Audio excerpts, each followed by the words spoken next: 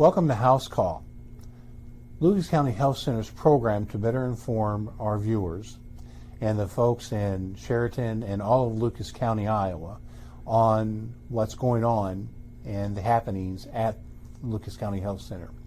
Today, I am very pleased to have with me Mike Miller, who is actually one of our Board of Trustees, but we're not here to talk about his work as a trustee. We're here to talk about his work with something that is very important for our community.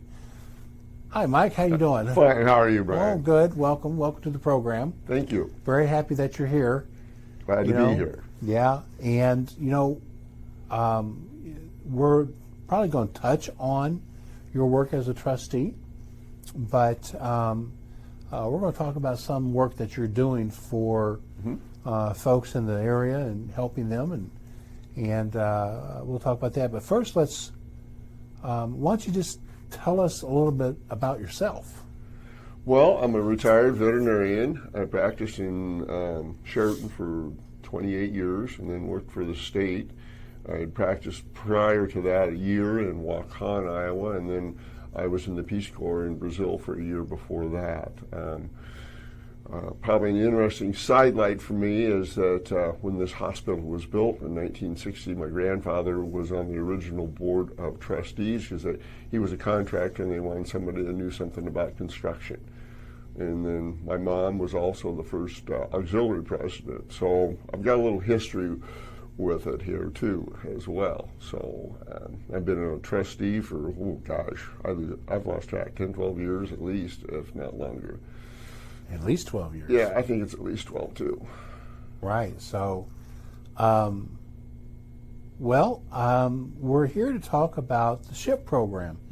And you're a volunteer for the SHIIP program. What does SHIIP stand for? It's a Senior Health Insurance Information Program.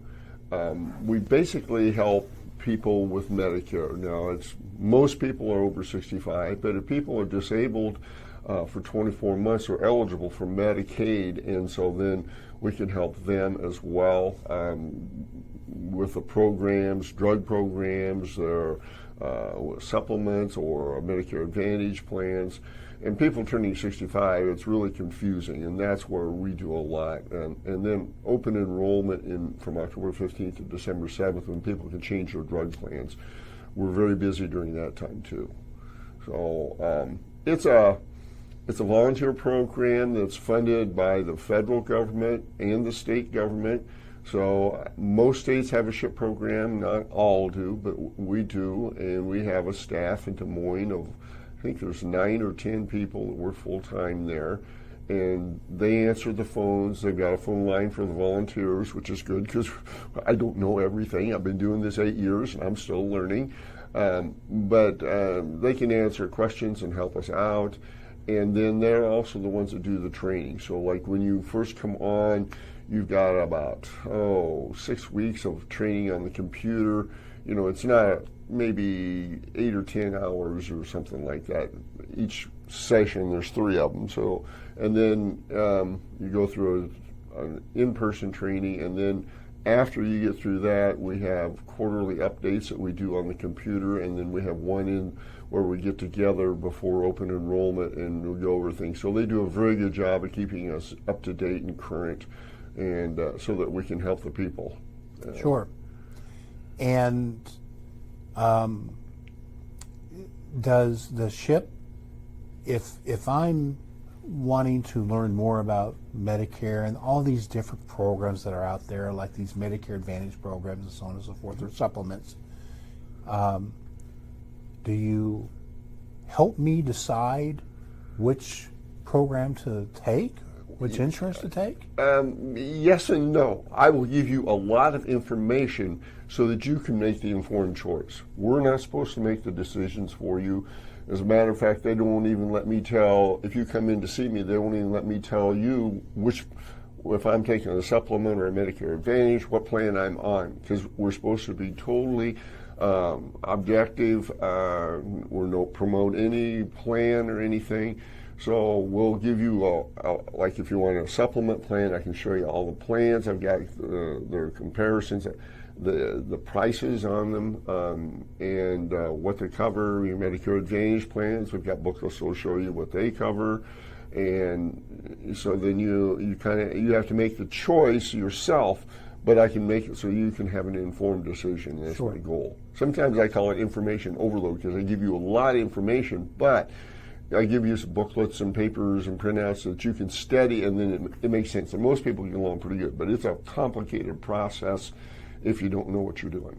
I would agree with that. And in fact, I mean, working in healthcare, health insurance is just complicated anyway. Yes. And then you add Medicare Advantage, supplements, everything else, and trying to navigate that, that can be very difficult to do. And then drug plans, you would think should be pretty easy, but they'll change their premiums.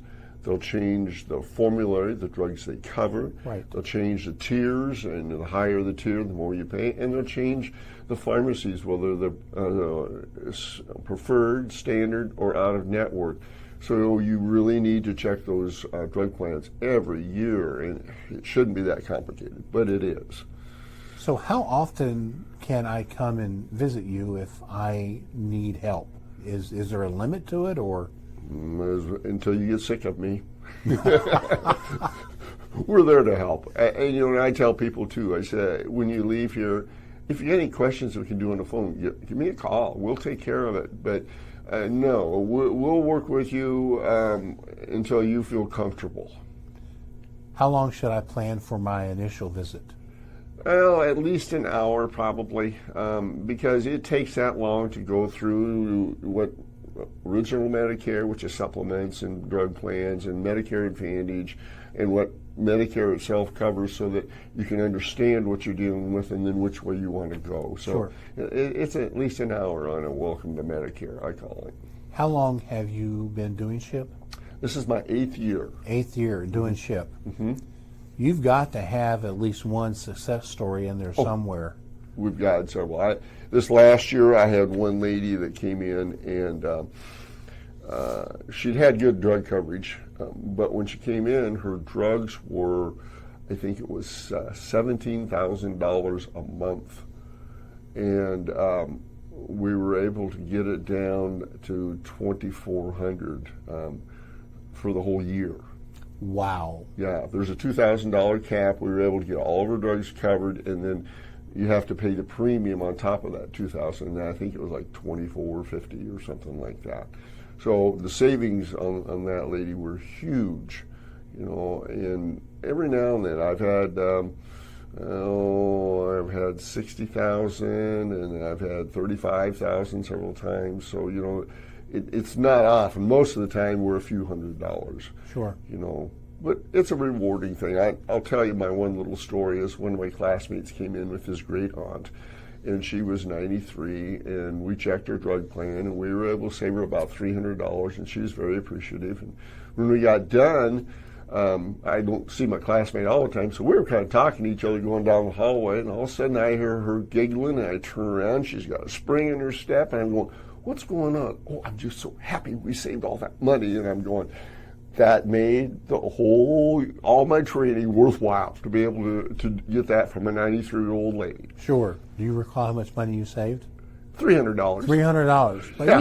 I got to tell you, $300 is a lot. It is for especially a fixed income. Yes, it really is. And so, and people they're very appreciative when they come in. You're a volunteer. Yeah, I don't get anything. The only thing I get is when I go to a meeting in Des Moines, they give me lunch. And that's it. The rest of it is all, we're volunteers. Just the satisfaction of helping our neighbors is probably all the payment that we need from time to time. Yeah, for me, I've got a lot of clients that I see, Right. that I work with, and friends and things. So yes, it is rewarding. We've got 2 other counselors right now, in Steve Bright and Linda Juergens, and then Sheila Lang is going through training starting this next month. So Sure. we'll have 4 counselors. So we're pretty fortunate here in Lucas County, because a lot of counties don't have counselors. They don't have any. So yes, we are very fortunate to Yes. have 4 Yeah. that are willing to come, to the health center and work with the citizens of our community and help guide them. Well, and I also want to put in one thing. We do a Welcome to Medicare seminar, and I always say this, is we need to thank Lucas County Health Center because they provide us with an office, they provide us with a computer, we've got filing cabinets, and Christine Kennedy does our scheduling. She does a great job. She's very good with people. And all the hospital gets reimbursed for is the printing costs that we do, and that's it. So the hospital is being very good at helping it too. Well, again, from the hospital perspective, from the health center's perspective, I mean, it's all the reward that it's very rewarding, and ensuring that folks are getting the information that they need so they can make an informed decision. So, you know or have met Dr. Joe, have you not? Yes, I have. And, I've had the, I don't want to say privilege, but I've been one of her patients recently, and you too. So, what I want to do, not too long ago, I must have been at least the last 2 months ago, something like that, we actually sat down and did an interview with her right in here. And what I want to do is just go on and show that video right now. We are with our general surgeon, Dr. Casey Joe. Dr. Joe has been with us, since last July? Yeah, June actually. Actually, yeah. Yeah, 8 months, 9 months. Time flies when you're having fun. I know, it's almost going to be a year pretty soon, so. Almost. I'm excited. Absolutely. Well, welcome to the program. Why don't you tell us a little bit about yourself? All right, so I graduated from general residency program in New York City, Bronx, New York. It's called Bronx Care Health System, a great program. In 2023, and I did some locum work as a traveling surgeon for a while until I met Dr. Conti, who used to be a general surgeon in Sheridan before I took over. I had great impression about the place, the community, and he told me great things about the hospital. So I joined in June, and it's been great. It's been exciting, wonderful. I haven't had any issues. People were great. I feel like the hospital staff treating me very well. So, I'm happy to be here. Thanks for having me. Well, we're very excited to have you here. Tell us a little about, your, what do you do on your off time, family life? You got any animals and that kind of stuff? Yeah. I know you got a dog. I have 2 dogs at home. I was hoping we could just have one because it's a lot of work, but we welcomed another baby not too long ago, so it's been a lot of work, but it's been great. I actually don't regret having another dog, so that keeps me company when I get home. Otherwise, I just like trying out new food, something different, going out and exploring different places in Iowa. My significant other is from Iowa, so he's been pretty good at introducing me to new people and different places. So that also keeps me busy during my free time. Sure. So did you grow up in New York or? So I was, interestingly, I was born in Ecuador because my dad was traveling at the time, and but I didn't really spend too much time there. Eventually I moved to South Korea. I grew up in Seoul pretty much, spent my childhood there, and then when I was age 21, my mom got a job as a registered nurse in Bronx, New York, and we decided to move, partly also because of our financial situation at home. My dad suddenly passed away in his mid-40s from colon cancer, so that was not expected, so that made us to travel, but it's been great. It's been very exciting, very challenging, and I always try to remember how grateful I am to be here and to be given the opportunity. to work where I am now and to serve the community. So Dr. Joe, why did you decide to become a surgeon? So it's a long story. I think initially I was pretty intrigued by my father's medical condition and what led to his passing, and my mother also ended up getting 4 different primary cancers while I was in college and medical school. And I particularly remember a surgeon, I won't mention his name, but a surgeon that operated on my mom when she had colon cancer. And I was really fascinated by his skills and expertise to help us get through the hardship that she was experiencing. I mean, I had few other surgeons that helped her so much that I'm forever grateful for. But the outcome was very great. I was especially impressed by the new technology. It's not new anymore because it did come out in 1990s, minimally invasive surgery. But now people are more excited about robotic surgeries. And he was actually a robotic surgeon, so I was very fascinated by that. And that's one of the reasons why I decided to become a surgeon. Sure.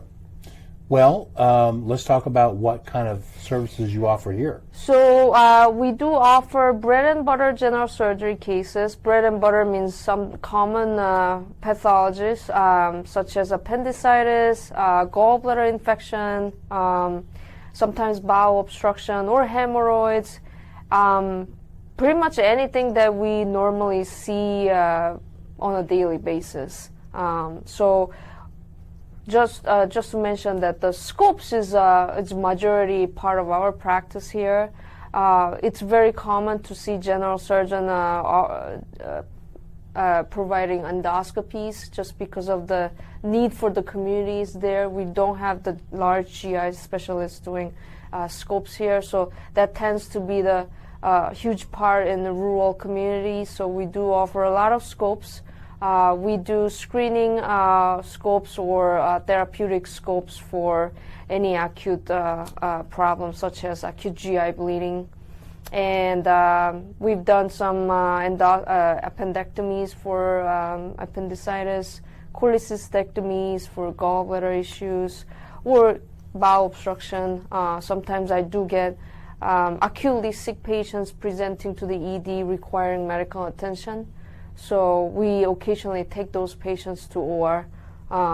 So we'll see what happens moving forward. It's been less than a year, so. Sure.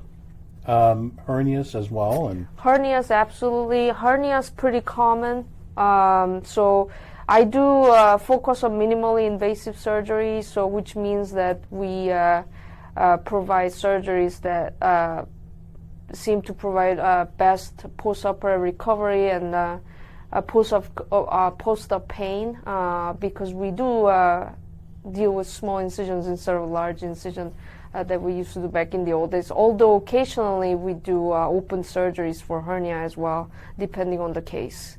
But what else? I do see some skin cancers too.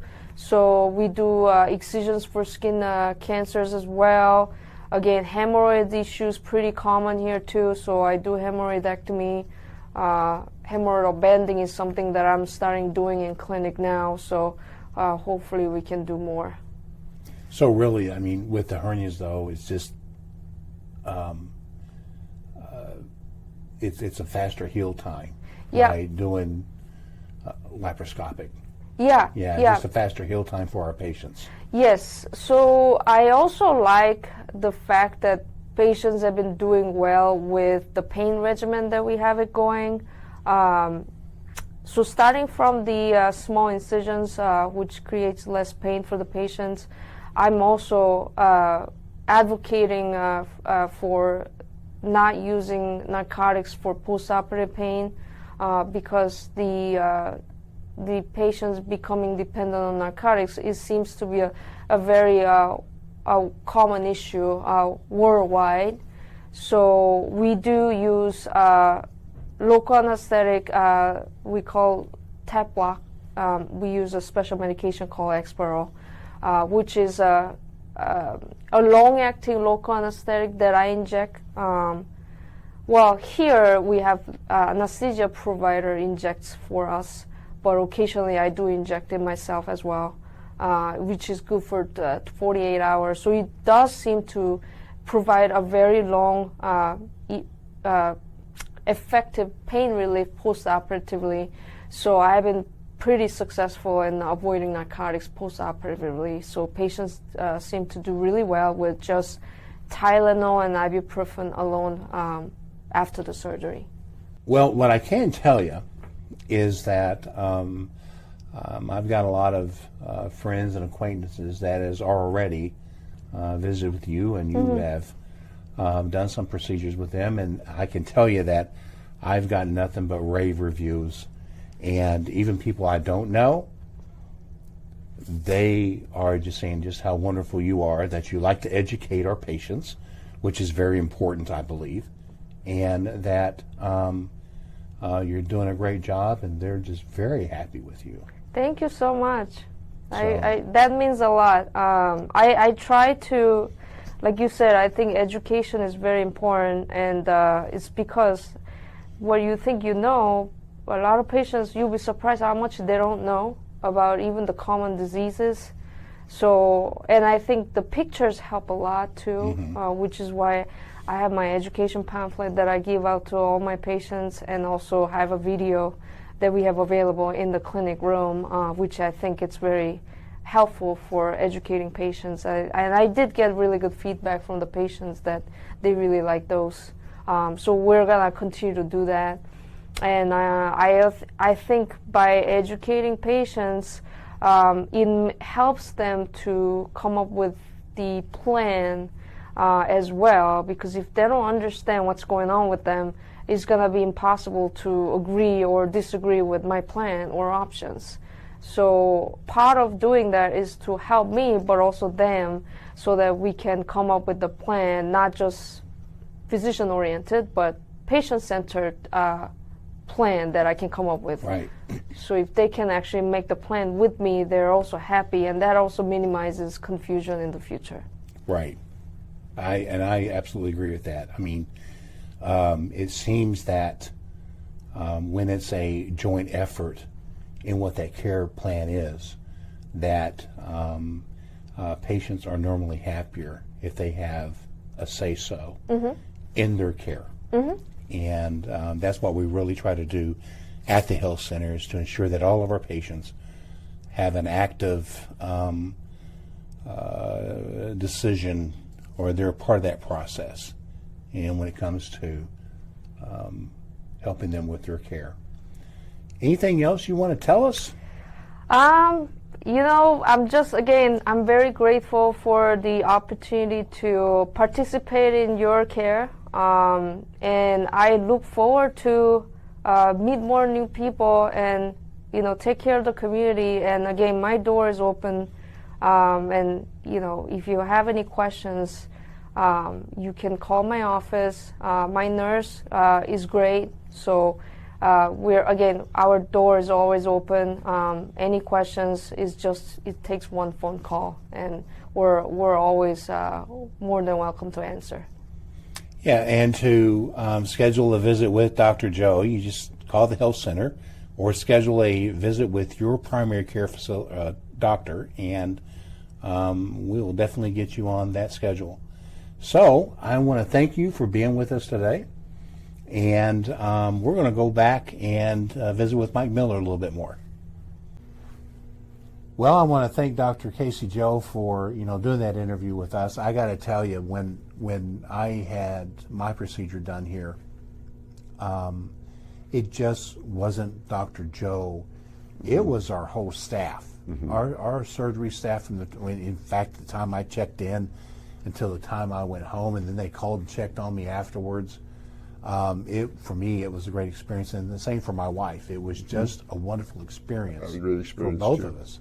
And I'll be honest with you, I hear a lot of people when they're coming in and they'll talk about their experiences in Des Moines, and then they come here and they're going, wow. You know, the one that stood out was a gentleman that had a bed sore, and his wife was just harping on him in Des Moines. They need to change the pad and the dressing, and she had to go to the bathroom. They came in and they changed the dressing, and he was still complaining, and she got looking, and they put a new dressing over the old one, hadn't even taken it off, hadn't done anything. She said, we came down here, they were checking it 4 times a day to make sure that they were doing it, and she said, the care is a lot better. And I hear a lot of comments about that, is, you know, the care is, you know, it makes sense. We have fewer nurses per inpatient, but still, you know, it's probably people that know you too, and the care is, what I get from the people is great.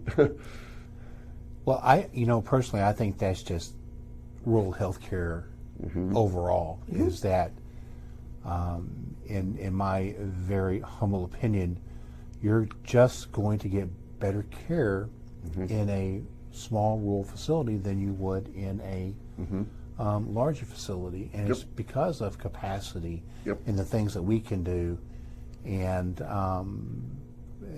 really, just like our tagline is, care that feels like family. I'll be the first one to tell you, we're not perfect. Oh no, but boy, we sure do strive to be. Yes, and we strive and we try to do that every single day.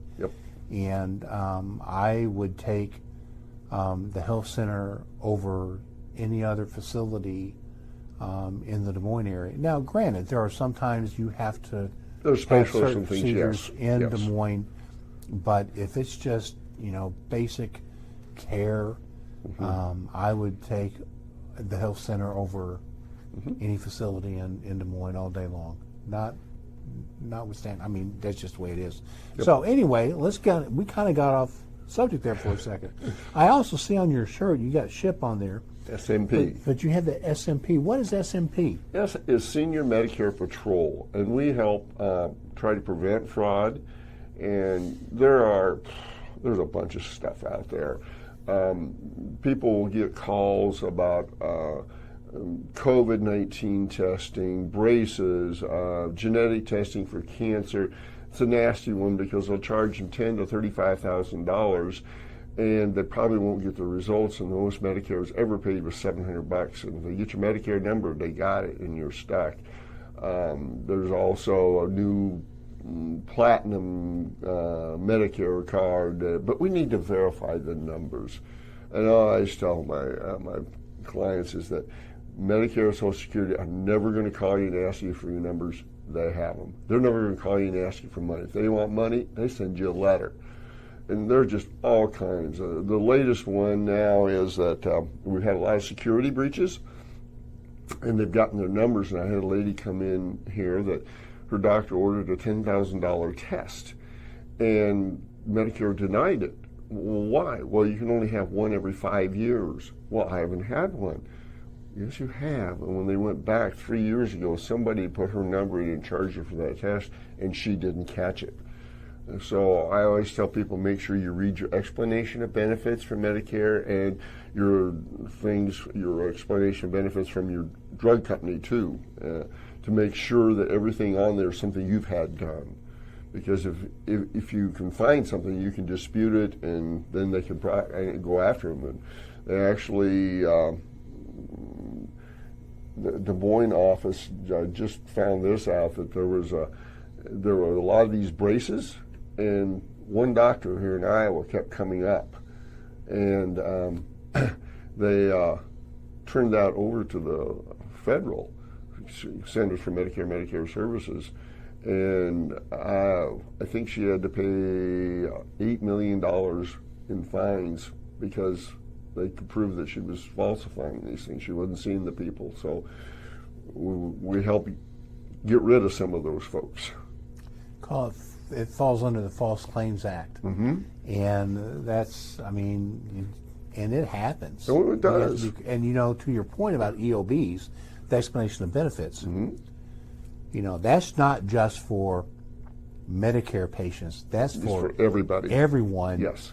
Always, every person that has health insurance, they should always review those EOBs and actually take those EOBs and match them up to the the bill that you get from your provider or from the hospital, and make sure that they match, because they have to. So that's just a good rule to follow all the time. Definitely. Look at those EOBs. That is primary. That should be job one when you get those things in the mail, or sometimes they start coming through email or through a portal or something I always tell them electronically. to read your mail, because Read of your those mail. things. And I've actually had people throw away their Medicare card because they didn't think it was important.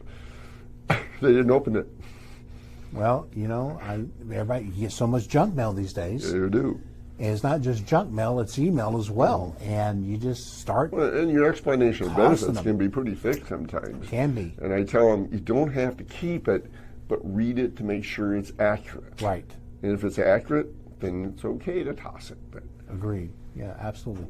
We're talking with Mike Miller. He is a SHIIP volunteer for right here in the Lucas County Health Center. Mike, is there anything else that you want to tell us before we wrap up? just read your mail and keep your eye.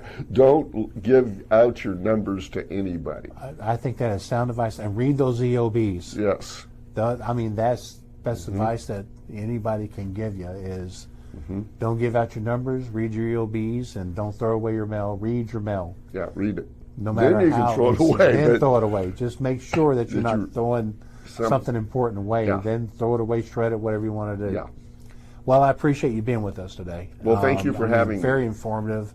You know, I can tell you that I know our patients, and definitely we appreciate all that you do with SHIIP, but also at the health center as well as one of our trustees. Well, Sometimes in open enrollment, the employees think I'm an employee. I'm here so much. well, yeah, but that's okay. Yeah, that's fine. That's just fine. All right. Well, thanks for being with us today. That concludes today's program. And if you like what you see, please subscribe to our channel and, hit that like button. That kind of helps us kind of judge how well we're doing. And we'll see you the next time.